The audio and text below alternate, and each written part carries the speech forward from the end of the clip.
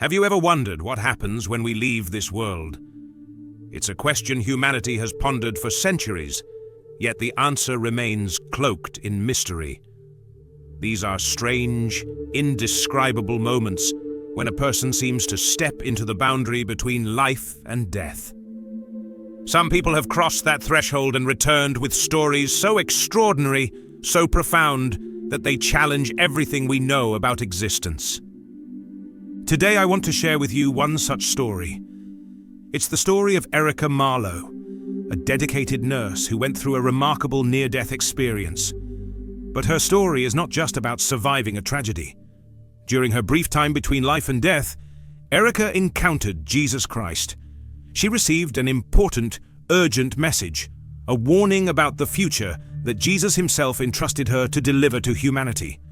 This is a story you don't want to miss, as it may change the way you see the world we live in today. Erica Marlowe spent much of her life caring for others. As a nurse, she was devoted to her patients, her work, and her family.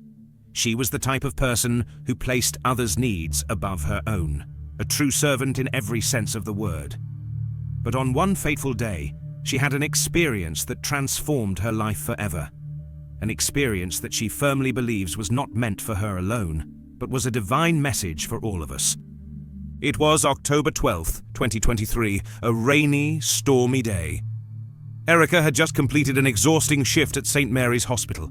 She was driving home on a familiar road. The rain was relentless, making the streets slippery and visibility poor. Despite the difficult conditions and her exhaustion, Erica felt a strong longing to return home to her family. She couldn't wait to hug her two young children, sit down for dinner, and finally rest after a long day. But in a single moment, everything changed. The headlights of an oncoming car suddenly appeared, bright and blinding. Before Erica could react, the crash happened. The deafening sound of metal against metal echoed in her ears, followed by an eerie silence as darkness engulfed her. Later, doctors would confirm that Erica had been clinically dead for 7 minutes and 23 seconds. For medical professionals, that was a brief but critical window. For Erica, however, those moments were anything but brief. They were an eternity. During those few minutes, she embarked on a journey beyond the physical world, one that would leave an indelible mark on her soul. Right after the accident, Erica became acutely aware that she was no longer in her body. She felt as though she was floating, weightless, above the scene. Looking down, she saw her car smashed and crumpled, glass scattered across the pavement. She saw her own body, lifeless and motionless, slumped in the driver's seat. Emergency responders were rushing to the scene, working frantically to free her from the wreckage. She could see their faces, strained with urgency and concern. Among them was a young paramedic who checked her pulse, shaking his head gravely as he signaled to his colleagues. Erica noticed something extraordinary. She could hear him praying, whispering under his breath, "Lord, please save her. Don't let her die." She wanted to reassure him, to tell him that she wasn't in pain, that she was somehow okay. But no words came.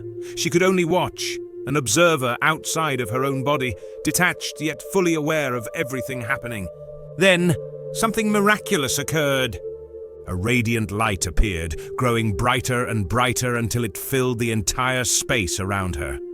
This light was unlike anything she had ever seen before. It wasn't harsh or blinding, but warm and inviting, a light that seemed to have life and love emanating from it. Erica felt completely at peace, as though every burden she had ever carried was being lifted. From within the light, a voice called her name. Erica. It was a single word, but she immediately knew who it was. There was no doubt in her mind. This was the voice of Jesus Christ. It was not just a sound, it was a presence that resonated deep within her soul.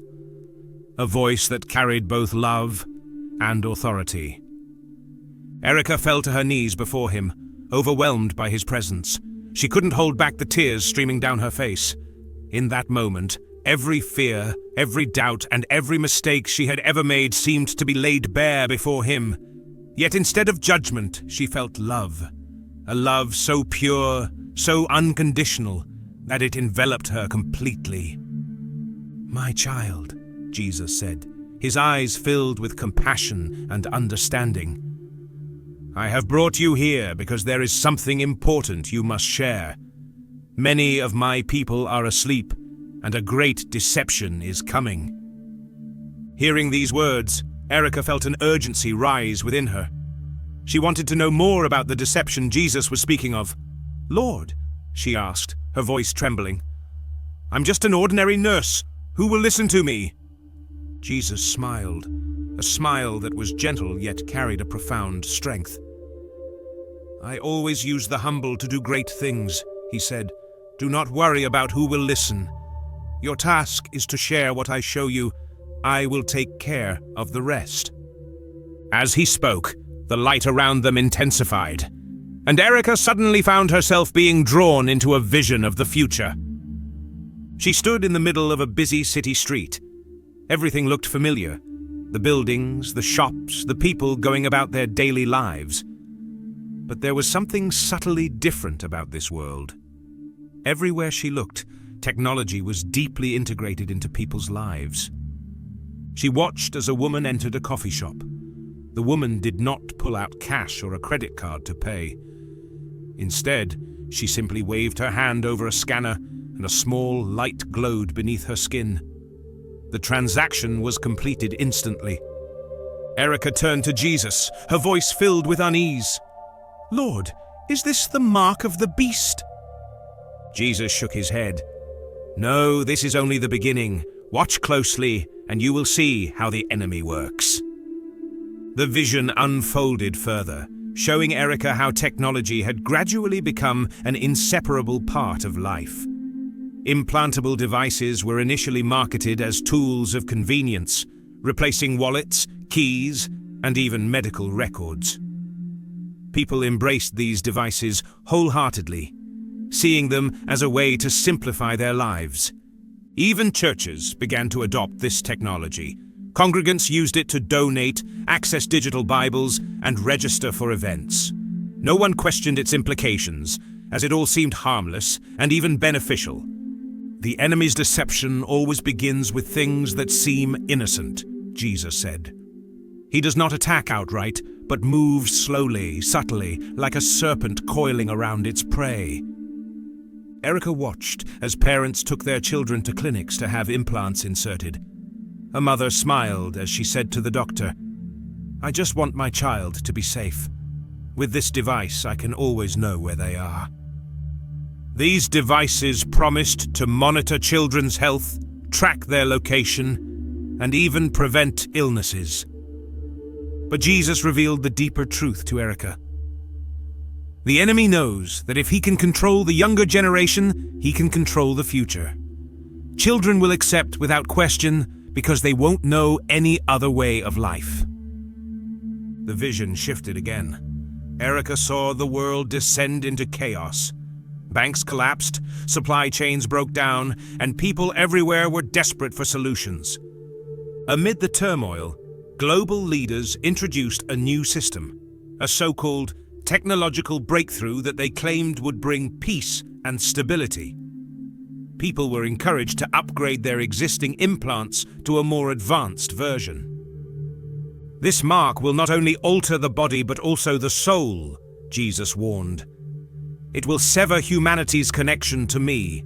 Those who accept it will lose their ability to discern the truth. In another part of the vision, Erica saw a small group of people who resisted the system. They were excluded from society, unable to buy or sell. Yet, they were not abandoned.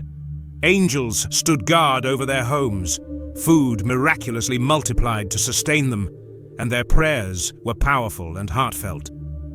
"Prepare now," Jesus said to Erica. "Study my word, strengthen your faith, and do not let anything weaken your relationship with me. Do not fear, for I have already overcome the world." When Erica returned to her body, she knew her life would never be the same. She realized that her experience was not just for her, it was a mission to warn and prepare others. Her story is a powerful reminder that the greatest deceptions often come disguised as good. But we must remain vigilant, for God is always with us. Do not fear, for He has already conquered the world.